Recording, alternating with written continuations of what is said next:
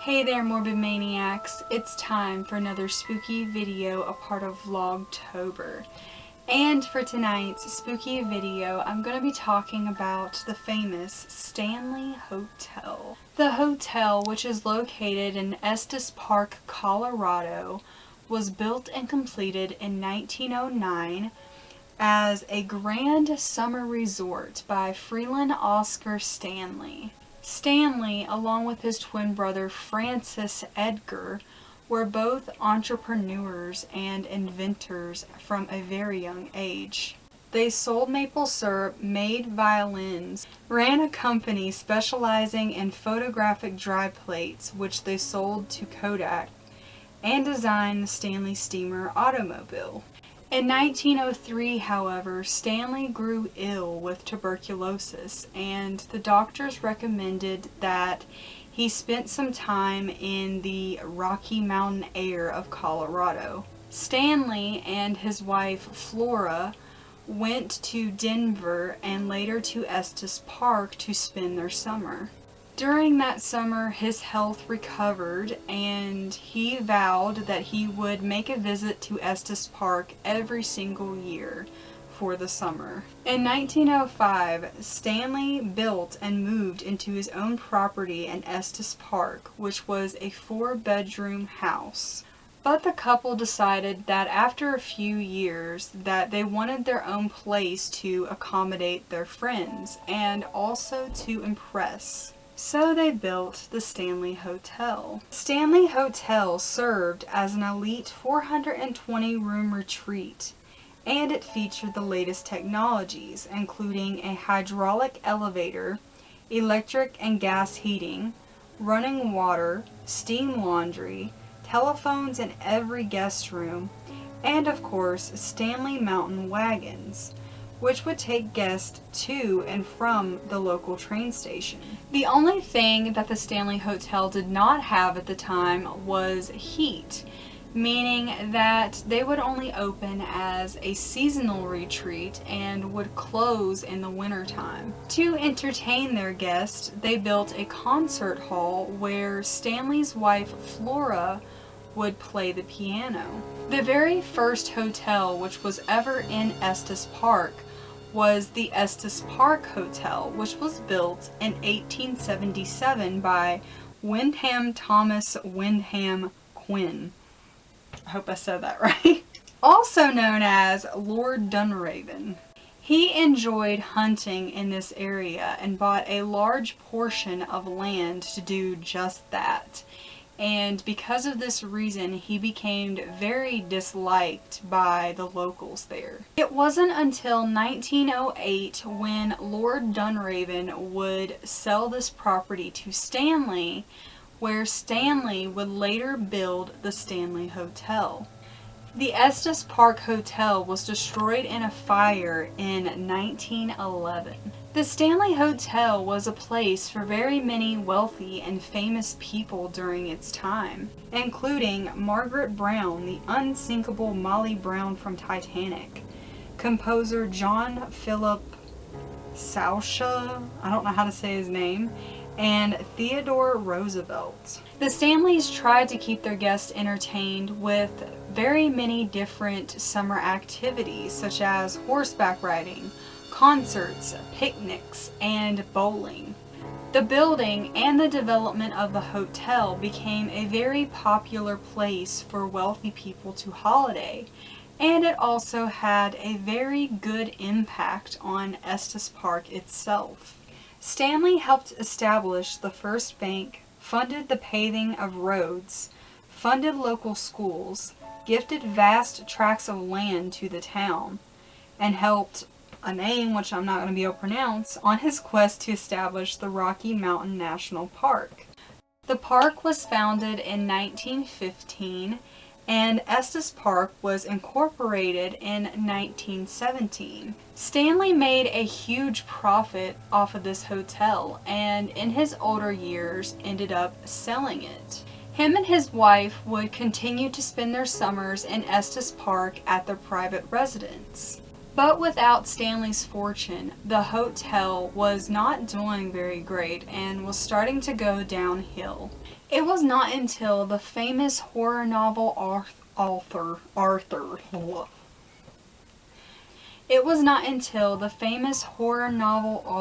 Stephen King visited the hotel in fall of 1974 that all of this changed.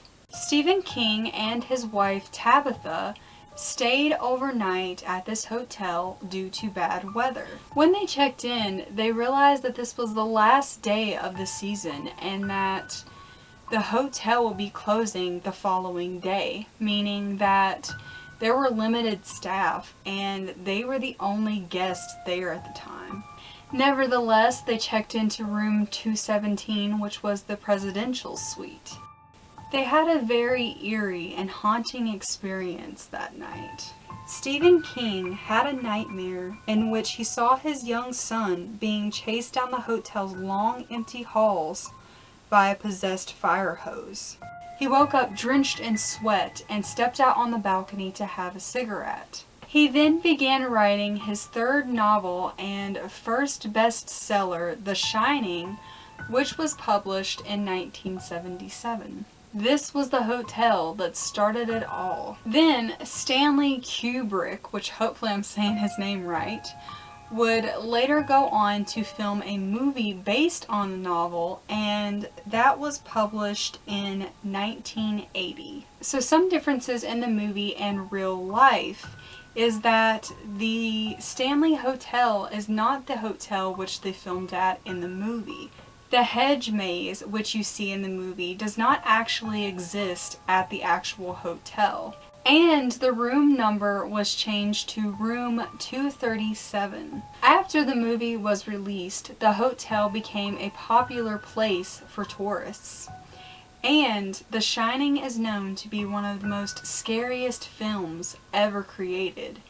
And it plays on a non-stop loop on a designated channel on a TV in the upper part of the hotel. The hotel since then has become a popular place for other TV shows and films as well, such as the 1994 film Dumb and Dumber, where Jim Carrey booked a spot in room 217 and left in the middle of the night, refused to return with no explanation at all.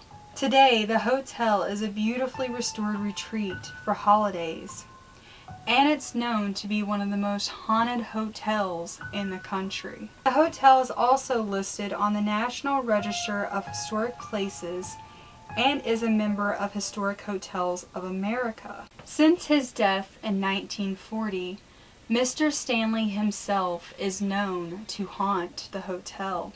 Guests have reported seeing him in the lobby and also the billiard room, which was one of his favorites when he was alive. On one occasion, he appeared during a tour group's visit to the billiard room, manifesting himself behind one of the members. Bartenders have said to have seen him strolling through the bar area and disappearing right before he gets to the kitchen.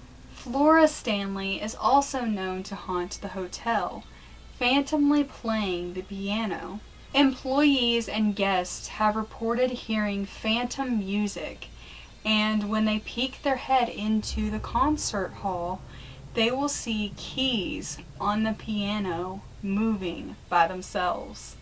However, when someone walks completely into the music hall, the music stops and there's no more movement on the piano.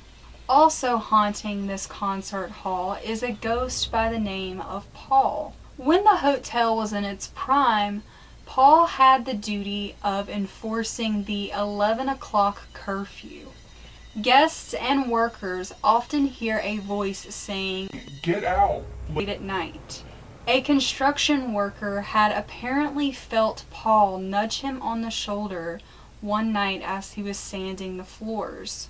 And the Stanley Ghost Tour claimed that Paul had actually flickered on their flashlight for them. Another ghost that haunts the hall is a ghost by the name of Lucy, who was either a runaway or a homeless woman who found comfort in the concert hall. She will communicate with ghost hunters using flashlights.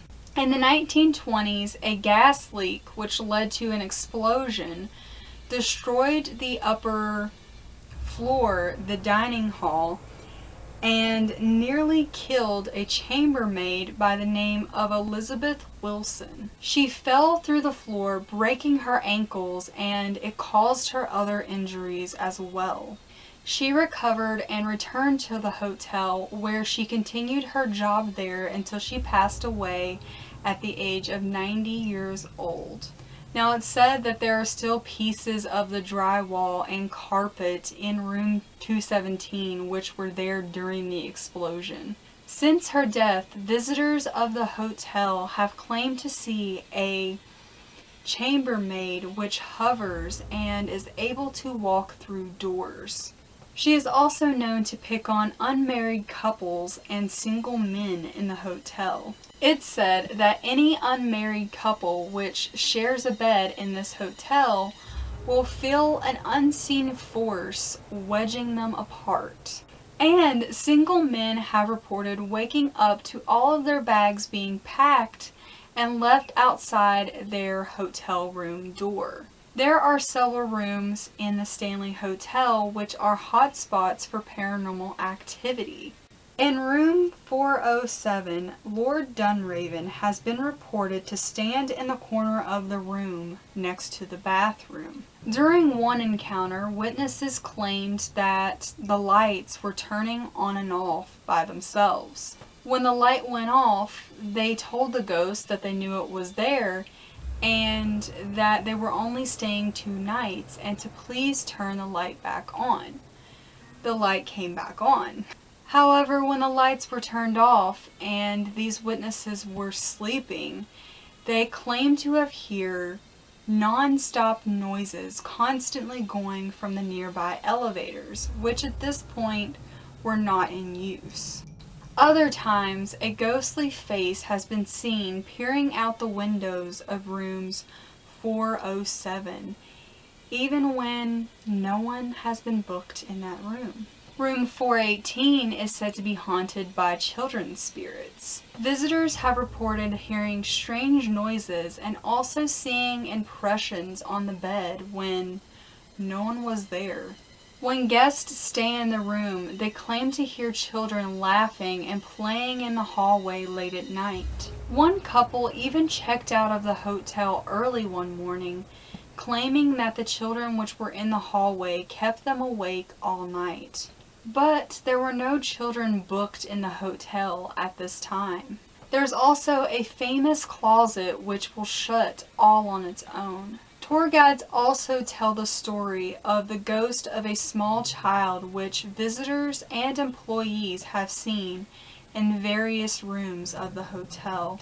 Apparently, Stephen King saw this child as well. He said that it was calling out to its nanny on the 2nd floor. Other past employees have reported footsteps and apparitions which were seen throughout the building. The staircase between floors in the hotel's main guest house is a hotspot for paranormal activity as well. Known as the Vortex, This area is known to have a crazy amount of energy around it. And it is a rapid transit system for the ghosts which haunt the hotel.